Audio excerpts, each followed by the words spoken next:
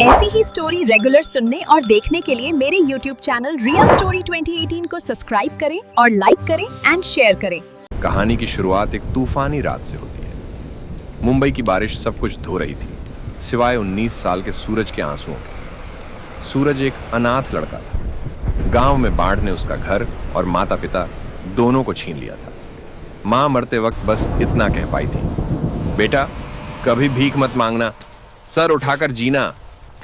सूरज मुंबई आया था किस्मत बदलने, लेकिन मुंबई ने उसे फुटपाथ दे दिया। 3 दिन से सूरज ने अन्न का एक दाना नहीं खाया था। भूख अब पेट में दर्द नहीं, बल्कि एक जलन पैदा कर रही थी। वह लड़खड़ाते कदमों से शहर की मशहूर रॉयल बेकरी के कांच के सामने जा खड़ा हुआ। अंदर सुनहरे रंग का केक रखा था। सूरज की निगाहें उस केक पर नहीं, बल्कि उस उम्मीद पर टिकी थीं कि शायद कोई उसे एक टुकड़ा दे दे। तभी बेकरी का मैनेजर बाहर आया। उसने सूरज के फटे कपड़े और गंदे पैर देखे। उसने चिल्लाकर कहा, ए भिखारी, यहां से हट, तेरी बदबू से मेरे ग्राहक भाग जाएंगे, निकल यहां से। और उसने सूरज को धक्का दे दिया। सूरज कीचड़ में गिरा।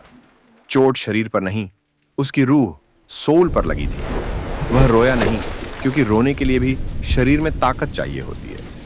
उसने कीचड़ पोंछा और कसम खाई, आज तुमने मुझे कचरे की तरह फेंका है, एक दिन मैं इसी कचरे से अपनी किस्मत लिखूंगा। अगली सुबह उसने देखा कि लोग प्लास्टिक की बोतलें और गत्ते सड़कों पर फेंक रहे हैं।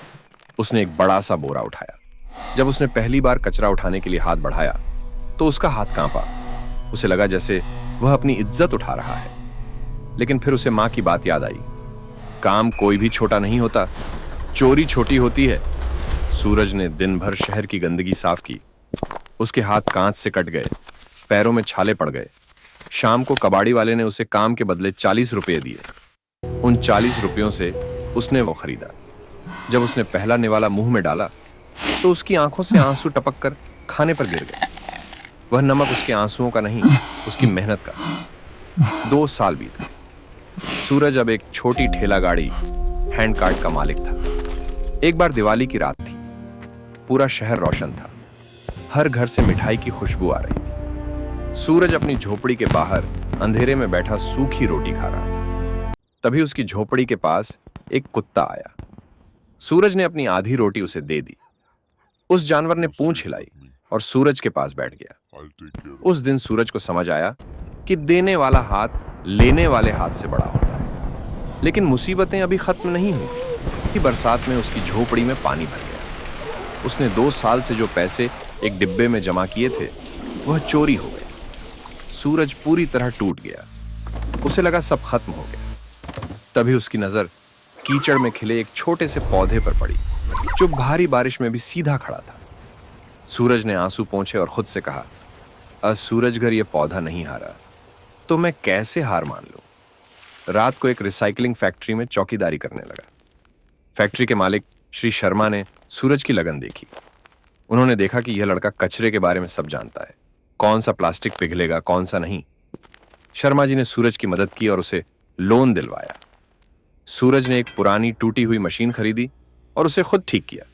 अब वह कचरा बीनने वाला नहीं, कचरा खरीदने वाला बन गया था। उसने अपनी कंपनी का नाम रखा, मां रिसाइकलिंग वर्क्स। उसने उन लड़कों को नौकरी दी जो उसी की तरह फुटपाथ पर रहते थे। सूरज का काम बढ़ता गया। उसकी मेहनत रंग लाई। उसकी कंपनी देश की सबसे बड़ी रिसाइकलिंग कंपनियों में से एक बन गई। आज सूरज 35 साल का है। वह करोड़ों की संपत्ति का मालिक है, लेकिन आज भी जमीन पर सो सकता है। एक दिन वह अपनी मर्सिडीज कार से उसी बाजार से गुजर रहा था। उसकी नजर उसी रॉयल बेकरी पर पड़ी, लेकिन अब वह बेकरी खंडहर जैसी लग रही थी। वह अंदर गया। सूरज ने पूछा, क्या हुआ काका, दुकान खाली क्यों है? बूढ़े मैनेजर ने उदास होकर कहा, बेटा कर्जा बहुत हो गया है, आज यह दुकान नीलाम होने वाली है। मेरे पास इलाज के लिए भी पैसे नहीं हैं।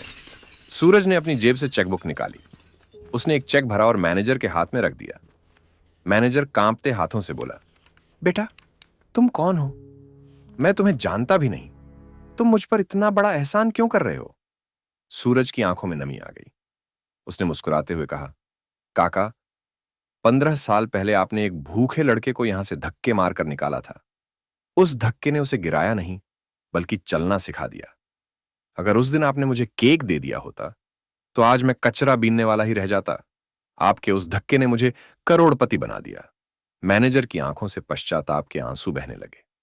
सूरज ने उसके पैर छुए और कहा, दुकान आपकी है, इसे आप ही चलाइए, बस आगे से किसी भूखे को धक्के मत मारिएगा। बाहर आकर सूरज ने आसमान की तरफ देखा और मुस्कुराया। उसे लगा जैसे बादलों के बीच उसकी मां भी मुस्कुरा रही है।